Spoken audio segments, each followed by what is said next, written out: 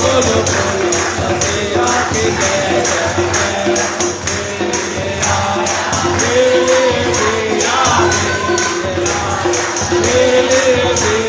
मेरे लिए यीशु ने दुख उठाया, मेरे लिए यीशु ने दुख उठाया, मेरे लिए मारा गया, मेरे लिए मारा गया,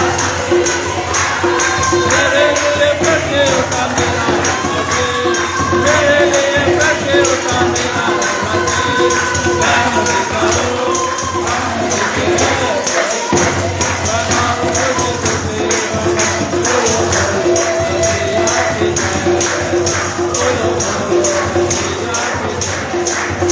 बोलो बोलो मसीहा की जय जय, बोलो बोलो मसीहा की जय, बोलो बोलो मसीहा की जय।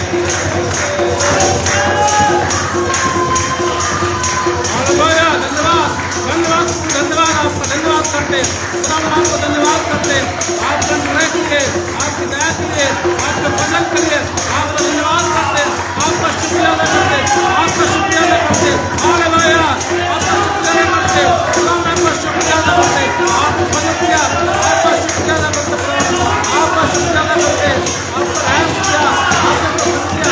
धन्यवाद धन्यवाद धन्यवाद धन्यवाद धन्यवाद धन्यवाद, आपका नाम के पार हो, आपका नाम के पार हो, धन्यवाद करते, धन्यवाद धन्यवाद धन्यवाद धन्यवाद, हालेलुया,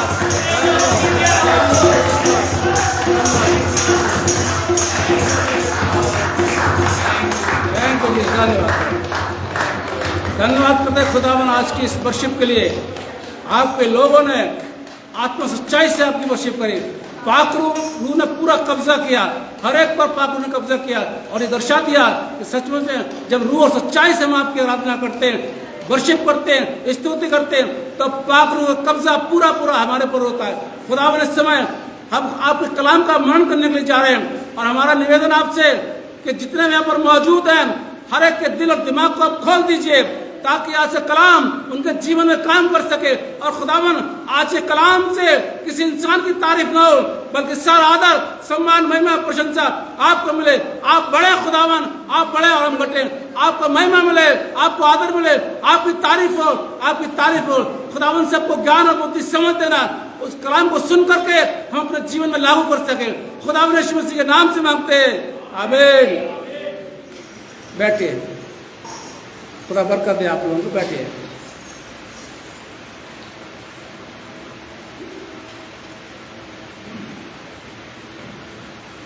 आज का जो टॉपिक है वो है गुनाह को मानना। और एक बार फिर से मैं आपके सामने खुदा कलाम से पढ़ रहा हूं, निकाल लीजिएगा आप लोग। निर्गमन उसका दूसरा बाब, निर्गमन उसका दूसरा अध्याय 11 और 12 पद। निर्गमन 2, 11, 12 में ये इस प्रकार से लिखा हुआ है, ऐसा हुआ कि जब मूसा जवान हुआ और बाहर अपने भाई बंधुओं के पास जाकर उनके दुखों पर दृष्टि करने लगा, तब उसने देखा कि एक मिस्री जन उसके एक इब्री भाई को मार रहा है। उसने इधर उधर देखा कि कोई नहीं है तो उस मिस्री को मार डाला और बालू में छिपा दिया। खुदा अपने कलाम पर बरकत बख्शे। और आज का जो मुख्य पद है वो है पहला यूहन्ना 5 बाब और पद 9 जरा पढ़िए। पहला यूहन्ना 1:9 पद। ध्यान से सुनिए, यदि हम अपने पापों को मान लें तो वो हमारे पापों को क्षमा करने और धर्म को शुद्ध करने में विश्वास योग्य और धर्मी है। बैठिए, थैंक यू। यदि हम अपने गुनाहों को मान लें, अपनी गलतियों को मान लें, तो खुदावंद यीशु मसीह हमको माफ करेगा। पर मसीह समाज के लिए अफसोस की बात यह है कि अपनी गलती नहीं मानते नहीं। हमने कुछ गलत किया ही नहीं है। तो जब गलती नहीं माने गए तो माफी भी नहीं मिलेगी। ठीक है, संसार के अंदर हम रहते हैं, कमियां हैं, गलतियां हो जाती हैं जाने अनजाने में। और जब आपको पता चले कि मुझसे ये गलती हो गई है, मान लीजिए इसमें कोई गुनाह नहीं है, इसमें कोई बुराई नहीं है, आप मान लीजिए सर मुझसे गलती हो गई है, आइंदा मैं नहीं करूंगा, खत्म बात। सामने वाला अपने पिघल जाएगा। जितने मर्जी गुस्से में क्यों ना हो और जितना मर्जी उसका नुकसान क्यों ना होगा आपकी गलती से, ध्यान से सुनिए, उसकी गलती से आपका जितना मर्जी नुकसान क्यों ना हो गया हो, और अगर उसने आपके सामने कह दिया कि मुझसे गलती हो गई है, माफ कर दीजिए, दोबारा नहीं करूंगा, तो आप क्या करेंगे? गुस्सा खत्म, ठीक है, कोई बात नहीं भाई, ध्यान रखना भाई, ठीक है। तो जब हम बस अपने गलती मान लेते हैं तो खुदावंद यीशु मसीह भी हमको माफ करता है। कभी कभी ऐसा होता है मसीह समाज के लोग, गलती हो जाती है, गुनाह हो जाता है, मानने को तैयार नहीं, मानते ही नहीं है। आपने किसी से प्रॉमिस कर दिया मैं ऐसा करूंगा, चर्च में मान लीजिए, चर्च में आपको काम बता गया, आपने प्रॉमिस कर दिया, या घर पे बता दिया, या ऑफिस में बता दिया, जहां आप काम करते हैं वहां बता दिया कि भाई मैं ऐसा करूंगा, फिर आपने किया नहीं, फिर आप मना भी नहीं कर रहे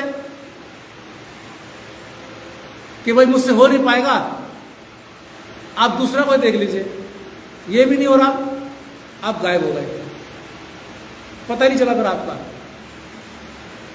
तो क्या होता है? गलती होगी ना, गुस्सा आएगा ना, अरे आपने बोला मैं ये काम करूंगा, आपकी मजबूरी आ गई, आपसे नहीं हो रहा, आप बोल दीजिए, कोई फांसी लग जाएगी। पर ऐसा होता नहीं है, मसीह समाज के लोग ऐसा नहीं करते। यहाँ की बता रहा हूँ, दिल्ली की नहीं बता रहा हूँ आपको। अगर कोई गलती हो गई, कुछ हो गया, तो छिपते बढ़ते हैं, क्लियर नहीं करते बात को। करना चाहिए। बहुत से हादसे यहाँ पर हो गए चर्च के अंदर ऐसे, और मैं देखता रहता था, इंतजार करता रहता था मैं, कुछ आए फोन, कोई फ़ोन आए, कोई फ़ोन है, कोई पता ही नहीं उनका, जी पता ही नहीं, महीने महीने पर गोल, प्रॉमिस कर दिया फिर गोल। 2014 से हो रहा है ये, और आप बताएंगे तो मेरे पास तो पूरी लिस्ट पड़ जाए नामों की। कुछ तो यहाँ पर मौजूद है और कुछ यहाँ चले गए, जिन्होंने प्रॉमिस करके और काम को नहीं किया, और ना ही बोला कि हमसे ये काम नहीं होगा। तो यदि हम अपनी गलती मान लें, पर दिल्ली में ऐसा नहीं होता। जिस व्यक्ति ने बोल दिया ये काम करूंगा तो वो करेगा। खुदा ना खास्ता 1% कुछ बात हो जाए, और अगर उससे नहीं होता तो वो इन्फॉर्म कर देता है कि मेरे से हो नहीं पाएगा, मुझे टाइम नहीं मिल रहा है, या मेरे पास फाइनेंस का भी है, मैं कर नहीं पाऊंगा, आप और इंतजाम देख लीजिए, खत्म बात। हम लोग देख लेते हैं। ये होता क्लियर होना, बिल्कुल स्पष्ट। अगर आपसे नहीं हुआ कोई बात नहीं, बहुत बड़ी बात नहीं, कोई बहुत बड़ा गुनाह नहीं हो गया, नहीं हुआ नहीं हुआ, लेकिन उसको मान लीजिए। अगर गुनाह हो गया है तो खुदा के सामने मान लीजिए। अगर आपने प्रॉमिस किया है और वो प्रॉमिस आप पूरा नहीं कर पा रहे हैं तो खुदा के सामने मान लीजिए, खुदा मुझसे ये नहीं हो पाया, माफ कर देना। खुदा कोई मार थोड़ा ना लेगा, बड़े खुश हो जाएगा। और इसलिए यहां पर यूहन्ना अपनी पत्री में लिखता है, यदि कोई अपने गुनाह को मान लेता है तो वो क्षमा करने को तैयार रहता है। तो कई मसीह लोग अपने गुनाह को नहीं मानते, और वो पता क्या सोचते हैं, गलती कर दी, झूठ बोल दिया, वो सोचते हैं कि हम पकड़े नहीं जाएंगे, हमें किसी ने देखा नहीं है, हमारा झूठ जो है वो सामने नहीं आएगा। एक सवाल पूछो आप लोगों से, झूठ कितने साल तक छिपता है? जोर से बोलिएगा, मुझे कम सुनाई पड़ने लगा आजकल, पता नहीं क्या बात है। झूठ कितने साल तक रुकता है, छुपता है? ठीक। थोड़े समय के लिए, और फिर एक न एक दिन उभर के फिर क्या होता है, आपने किसी झूठ बोला, आपने किसी के लिए झूठ बोला, सच्चाई सामने आएगी। मेरे लिए बहुत से अफवाह उड़ाई गई शुरू में, अब पता नहीं उड़ते कि नहीं उड़ते, मुझे नहीं पता, वो तो मुझे बाहर वालों से मालूम पड़ता था। अब लोगों को समझ में आ गया कितना दिन तक चलता है। लेकिन जब वो झूठ पकड़ा जाता है तो झूठ बोलने वाला कैसा होता है, शर्मिंदा होता है। तो वो काम करिए मत, मान लीजिए गलती हो गई, मान लीजिए, कोई बुराई नहीं है, आप अपनी गलती मान लीजिए, कोई बुराई नहीं है, क्षमा बोल दीजिए, कोई बुराई नहीं है, बल्कि आपका कद ऊंचा हो जाएगा खुदा की नजरों में, आप बड़े हो जाएंगे। लेकिन आप छुपाएंगे तो ऐसा तो नहीं कि छुपेगी नहीं। चलिए जिंदा उदाहरण देखते हैं, बाइबल में से निकाल लीजिए, अभी जो पढ़ा के निर्गमन 2 अध्याय निकालिए साहब। ये मूसा की बात कर रहे हैं हम। मिस्र में इसके पाला पोसा बड़ा हो गया, जवान हो गया, अब ये बाहर निकला, देखें भाई मेरे भाई लोग क्या कर रहे हैं। इसने देखा कि एक मिस्री और एक इसके इब्री भाई आपस में लड़ रहे हैं, मिस्री इसको मार रहा है। मूसा ने क्या किया, उस मिस्री भाई को पकड़ा, ऐसे देखा, पीछे देखा, इधर देखा, हाँ मुझे कोई नहीं देख रहा है, तसल्ली हो गई इसको, अब मुझे कोई नहीं देख रहा है। इसने क्या किया, उस मिस्री को मार करके और बालू में दबा दिया। अब ये संतुष्ट है, खुश है बिल्कुल, मुझे किसी ने नहीं देखा, और चल रहा है आराम से, बिल्कुल बेफिक्र होके। पर ऐसा नहीं हुआ साहब, पकड़ा गया। ये आ जाइए आगे जाके, 13 पद में आ गया हूं मैं। आगे जाके दूसरे दिन बाहर गया, उसने देखा कि 2 इब्री भाई इसके जो लोग थे मूसा के, वो आपस में लड़ रहे हैं। मूसा ने इनको छुड़ाने की कोशिश करी तो उसमें से एक क्या बोलता है, तू क्या हमारा न्याय करेगा है? जैसे तूने उसको मार दिया मिस्री को, देखिए लिखा ना इसके अंदर, जैसे तूने मिस्री को मार दिया, तू सोचता कि छिप गई बात छिप गई। इसी की जात बिरादरी के लोग कह रहे हैं तूने मार दिया, किसी मिस्री ने भी देखा, इन्हीं लोगों ने देखा, मार दिया। ये तो इधर भी देख रहा है, इधर भी देख रहा है, पीछे भी देख रहा है, बहुत सन्नाटा बिल्कुल मार गाड़ दिया, तसल्ली हो गई इसको। लेकिन झूठ गुनाह छुपता नहीं है, कभी ना कभी सामने आ जाता है। डर गया ये, उसके बाद फिरौन को मालूम पड़ा, फिरौन ने कहा अच्छा इसने ऐसा किया, मैं उसको मारूंगा। कोई भी चीज, कोई भी गलती हम करते हैं तो ये ना सोचें कि वो हमारी गलती पकड़ी नहीं जाएगी। हम लोग जब पढ़ते थे तो 7th क्लास में था मैं,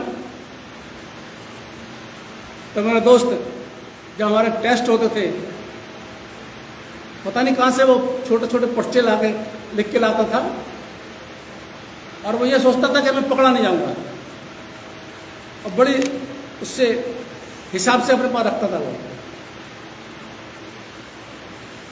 तो मैथ का टेस्ट हो रहा था, अलजेब्रा, जो जिसमें बहुत कमजोर था मैं। अब वो निकाल के ऐसे दिखा रहा मुझे, वरिस, मैंने कि नहीं भाई, मैंने कोई पकड़ लिया, नहीं कोई नहीं पकड़ेगा। पकड़ लिया, सामने से वो आ गए टीचर, कह रहा भाई क्या हो रहा है? सर कुछ नहीं हो रहा, कुछ दिखाया, इतने बड़े बड़े उसके पेपर दिखने, मेरे को भी खड़ा कर दिया। मैंने कहा सर मैंने कुछ नहीं किया। बाद में मैंने उसको बोला तू सोच रहा था, तू होशियार बनना था कि मैं पकड़ा नहीं जाऊंगा, देख लो तू पकड़ा गया, कितनी बेइज्जती तेरी, और साथ साथ तू मुझे ही पकड़वा देता। तो ऐसा नहीं कि इंसान पकड़ा नहीं जाता है, उसका झूठ सामने नहीं आता। मेरे अजीजों, कुछ शरीफ लोग होते हैं, अगर उनके बारे में कुछ गलत बात आप बोलेंगे, अगर आप उनसे झूठ बोलेंगे उनके लिए, तो वो चुपचाप हो जाते हैं, कोई बात नहीं, अवॉइड कर देते बात को। तो सामने वाला क्या सोचता है, अरे मेरा झूठ पकड़ा नहीं गया, पर नहीं, वो शराफत है उसकी कि वो आपको जाहिर नहीं कर रहा, आपकी बेइज्जती करना नहीं मांग रहा। वो उसे पता है कि ये झूठ बोला जा रहा है, लेकिन वो नहीं करना मांग रहा, क्योंकि उसको पता है मैं अगर बोलूंगा तो ये शर्मिंदा हो जाएगा। ऐसे बहुत से लोग हैं समाज के अंदर जो गलती को फैलाते नहीं है, दबा देते हैं। जो अपनी गलती मान लेता है वो क्षमा मिलती है। अभी जो पढ़ा गया जो पहला वाला, उसका पहला 9 पद क्या लिखा हुआ है, फिर से पढ़िए जरा। जो अपने गुनाह को मान लेता है उसको खुदा ने यीशु से क्षमा करने में धर्मी और विश्वास हो गया, मान लेता है। 2 उदाहरण और देखते हैं। लूका और सुसमाचार उसका 19 अध्याय। जक्कई के बारे में सबको पता है, सब जानते हैं। पेड़ पर चढ़ गया, यीशु मसीह को देखना चाह रहा था। यीशु मसीह ने उससे बोला, जक्कई नीचे उतर आ, मुझे आज तेरे घर में जाना है। जक्कई कौन था? मैं फिर बता रहा हूं, ना तो जक्कई बीमार था ना गरीब था। जक्कई के पास पैसे की कोई कमी नहीं थी, ना कोई बीमारी थी।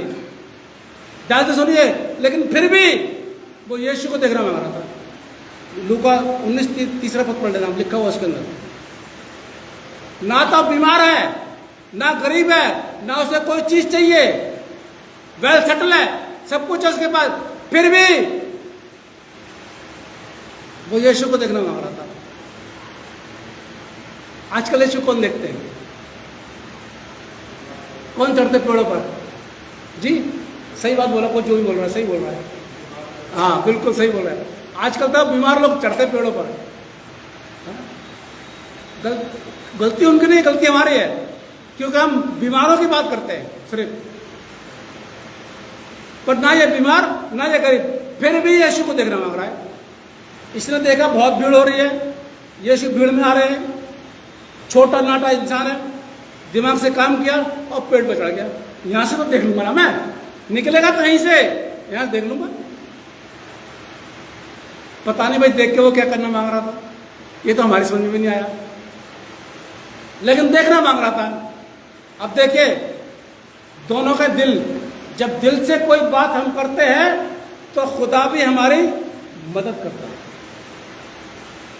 उसकी तमन्ना थी कि वो यीशु को देखेगा, उसकी तमन्ना ये नहीं थी कि वो दौलत मांगेगा या चंगाई मांगेगा, क्योंकि ऑलरेडी उसके पास थी, चंगाई भी थी और दौलत भी थी।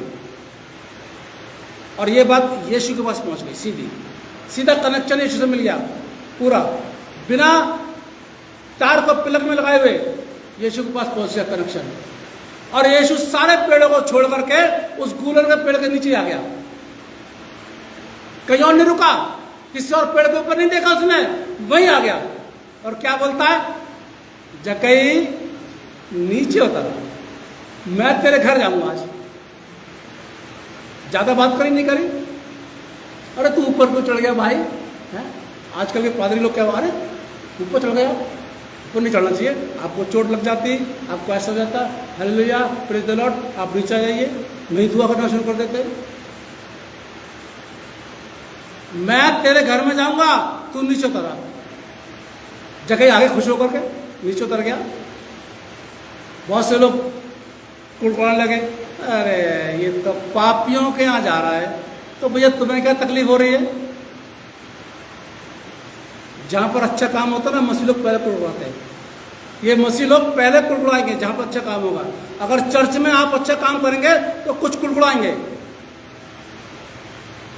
आप घर में कुछ अच्छा काम करेंगे आपको कुड़कुड़ाएंगे, आप जहां पर काम करते हैं वहां पर कुछ अच्छा काम करेंगे आपको सही कुड़कुड़ाएंगे, क्योंकि उनको अच्छाई बर्दाश्त नहीं है।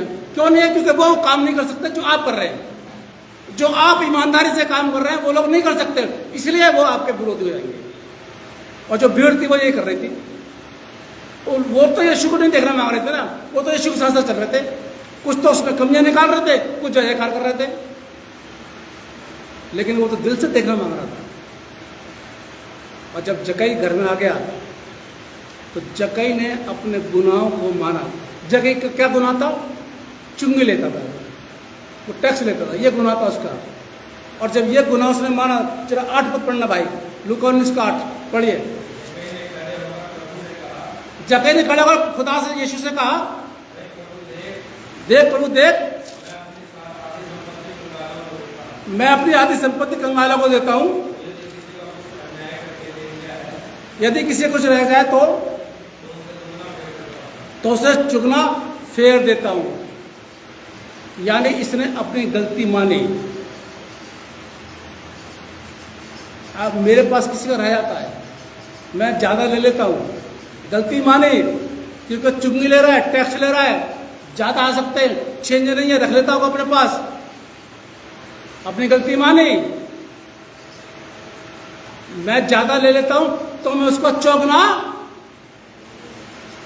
बात कुछ हुई, कुछ मांगा जगह ने, यीशु ने कुछ बोला, बताओ, हाँ सिस्टर, हाँ ब्रदर, आप बताइए, आपके लिए आप क्या पे रिक्वेस्ट है, क्या करूँ मैं आपके लिए, हाँ ब्रदर जगह आप क्या मांग रहे हो, कुछ बात ही नहीं, सीधी अपनी गलती मान ली जगह ने, मैं गलत हूँ, यीशु मैं गलत हूँ, मैं गलती करता हूँ। यीशु का जवाब, आगे पढ़िए भाई। यीशु ने उससे कहा, आज, टुडे, आज, इससे पहले नहीं आया था। क्या चंगाई आई, क्या दौलत आई, क्या वीजा आया, क्या मकान के लिए आया, क्या बाइक आई? आज, क्यों आज? क्योंकि ये इसने अपनी गलती को मान लिया। मेरे अजीजों, आप जिस दिन अपनी गलती को मान लेंगे, जिस दिन, जिस घड़ी, जिस समय दिल से आवाज आएगी, आज तेरा मोक्ष हो गया, आज तुझको अनंत जीवन मिल गया। डाकू से क्या बोला था? आज तू मेरे साथ फिरदौस में होगा। कब होता है? जब अपनी गलती को मानना। इसलिए यूहन्ना लिखता है, जो अपने गुनाह को मान लेता है उसको यीशु मसीह माफ करता है, नहीं मानोगे तो नहीं माफ होगा। दूसरा उदाहरण लूका 18 में आ जाइए, लूका 18 में। यहां पर क्या है? दो लोग प्रार्थना कर रहे हैं, 9 पद से दो लोग प्रार्थना कर रहे हैं, एक तो फरीसी है और एक वो ये बेचारा गरीब चुंगी लेने वाला। ये फरीसी ना बड़े ऊंची ऊंची बातें बोलते थे साहब, यहाँ भी बड़ी ऊंची ऊंची बात बोल रहा है ये फरीसी। क्या बोल रहा है भाई? जरा 11 पद पंडासी का। फरीसी खड़ा होकर अपने मन में यूं प्रार्थना करने लगा, हे परमेश्वर, मैं तेरा धन्यवाद करता हूं कि मैं दूसरे मनुष्य के समान अंधेर करने वाला, अन्याय और व्यभिचारी नहीं हूं, और ना इस चुंगी लेने वाले के समान। देख लीजिए, मन में प्रार्थना कर रहा, ध्यान कहां है इसका? इसमें लिखा ना मन में दुआ कर रहा था, और ध्यान कहां है? उसके ऊपर है। ये कैसे आ गया चर्च में? ये तो गुनाह करता है, ये तो बेकार है। पादरी साहब ने उसको घर में कैसे बुला लिया? अरे तू मन में दुआ कर रहा है ना, तो मन में दुआ करता रहे, तुझे क्या पता कि कौन खड़ा कौन नहीं खड़ा? मैं इसके समान नहीं हूं। ये जो उंगली हम दिखाते हैं ना दूसरों को, बाइबल क्या बताती है? दोष मत लगाओ। और ये क्या कर रहा है? यूं कर रहा है, ये इसके समान नहीं हूं मैं। और बाकी ये 3 किसकी तरफ है? मेरी तरफ। और अंगूठा क्या बोल रहा है? बेटा अपनी तरफ देख ले पहले, फिर उधर करना। ऐसे चढ़ाता नहीं, ऐसे करके ऐसे ऐसे बोलता है। अब ये तीनों कह रहा है अपनी तरफ देख ले पहले, फिर उधर करना। मसीह लोग क्या करते हैं? उसका बेटा ऐसा है, तेरा बेटा क्या है? उसकी बेटी ने ऐसे कर दिया, तुम्हारी बेटी ने क्या कर दिया? उसका हस्बैंड तो ऐसे करता, तुम्हारा हस्बैंड क्या करता है? उसकी बीवी तो ऐसे करती, तुम्हारी बीवी क्या करती है? पता ही नहीं।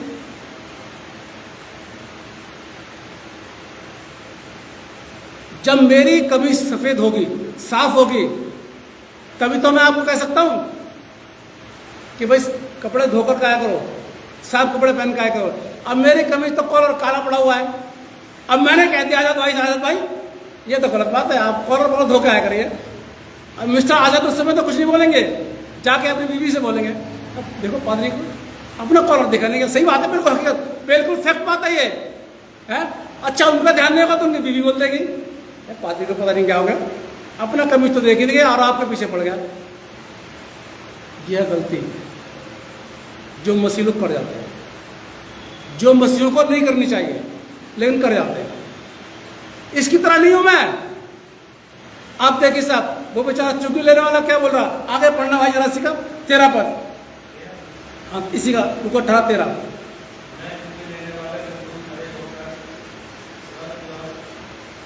नहीं,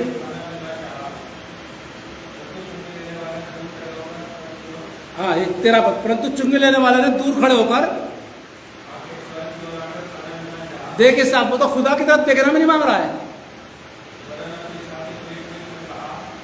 और उसने अपनी छाती पीट कर कहा, हे परमेश्वर मुझ पापी पर, फिर से सुन लीजिए, मैं मुझ गुनहगार पर। माना इसने माना। ये शब्द है जो बहुत से लोग नहीं पढ़ते, चले जाते आगे पीछे। बाइबल का एक एक शब्द बड़ा ध्यान से पढ़िए, कहां पर कॉमा लगा है, कहां फुल स्टॉप है, कहां मात्रा लगी है, तब आपकी समझ में आएगी बात सारी। मुझ पापी पर, इसने तो नहीं बोला फरीसी को, फरीसी देखो मेरे बारे में, चलो वो तो मन में कर रहा होगा, नहीं सुना ही पड़ा होगा। सेल्फ, मैं गुनहगार हूं, खुदा मैं गुनहगार हूं, ये 3 उंगलियां मेरी तरफ है खुदा, मुझ पाप पर क्या कर दया, बस दैट्स ऑल, खत्म। और ये कितनी लंबी दुआ कर रहा है, सप्ताह में 2 बार उपवास भी रखता हूँ, मैं दान भी देता हूँ, मैं अंधेर नहीं करता हूँ, मैं विचार नहीं करता हूँ, मैं सब कुछ। और यीशु से क्या बोलते हैं, तुम क्या सोचते हो लंबी लंबी दुआ करने से तुम्हारी सुनी जाएगी?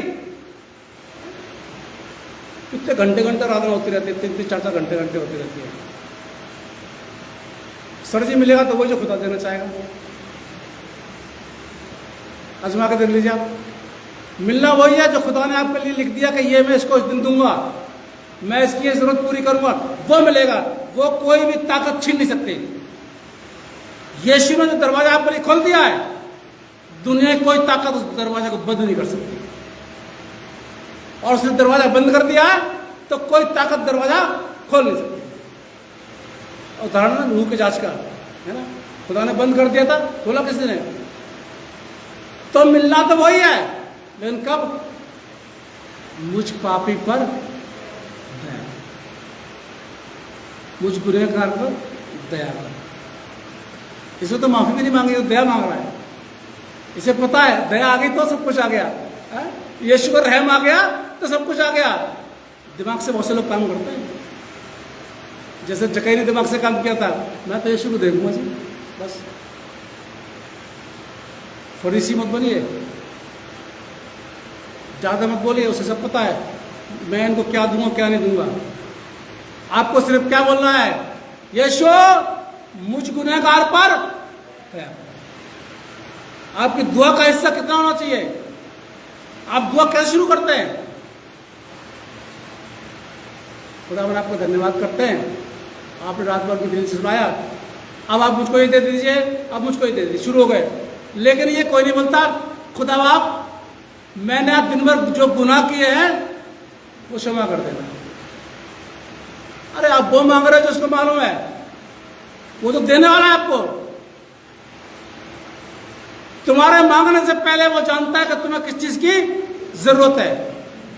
उसके राज और धर्म की खोज करो, वो हम करते नहीं है, हम मांगना शुरू कर देते उससे। अरे राज और धर्म की खोज कर लीजिए।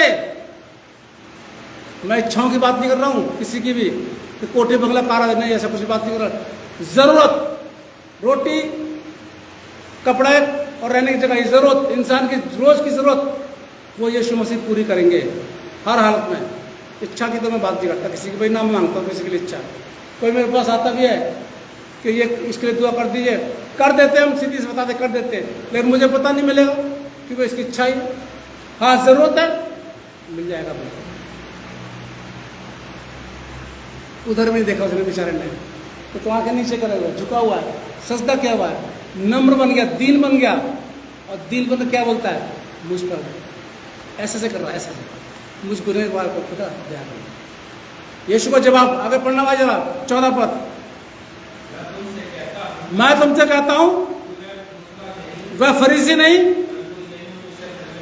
परंतु यही मनुष्य धर्मी। क्यों ठहराया गया?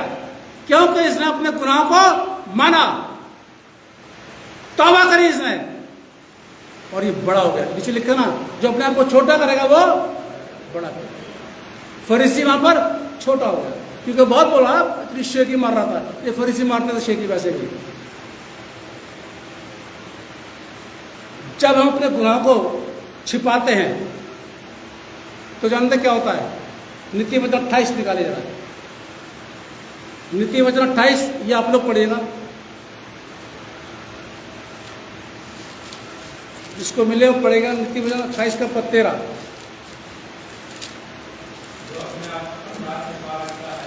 जी, जो अपने अपराध छिपा रखता है उसका काम सफल नहीं होता। आगे भाई, परंतु जो गुनाह को मान लेता है और सेकंड लाइन ध्यान से सुनिए, मानना अलग बात है, कंडीशन है यहां पर, मैंने गलती की है, खुदा क्या गलती की है, उस गलती को छोड़ना है, दोबारा नहीं करनी है। ये लिखा है इसके अंदर, छोड़ देता है और उस पर की जाएगी दया साहब, सिर्फ मानने वाले पर दया नहीं की जाएगी, उसको छोड़ना भी है। दाऊद ने अपने गुनाह को माना। भजन 32 के जरा 5 पढ़िए, भजन संहिता 32।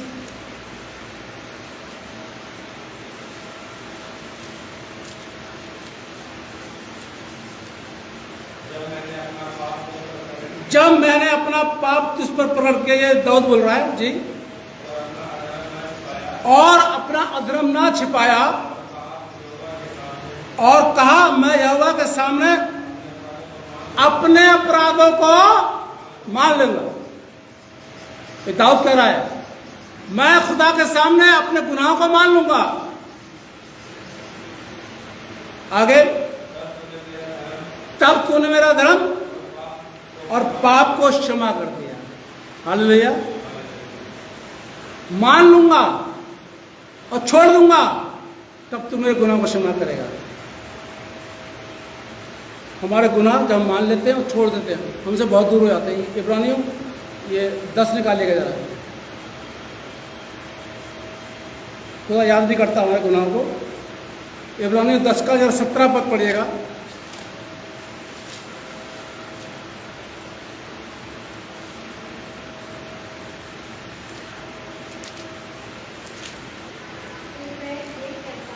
फिर वो ये कहता है, मैं उनके पापों को और उनके अधर्म के कामों को फिर कभी याद नहीं करूंगा। बिल्कुल बिल्कुल याद नहीं करूंगा। और हमारे गुनाह बहुत दूर हो जाते हैं। भजन संहिता 103 पद 12 पढ़िए जरा। भजन संहिता 103 पद 12, बहुत दूर हो जाते हैं हमारे गुनाह।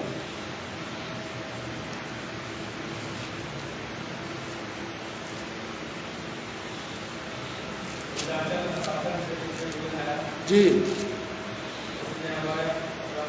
उद्याचल से अस्ताचल जितनी दूर है, उसने हमारे अपराधों को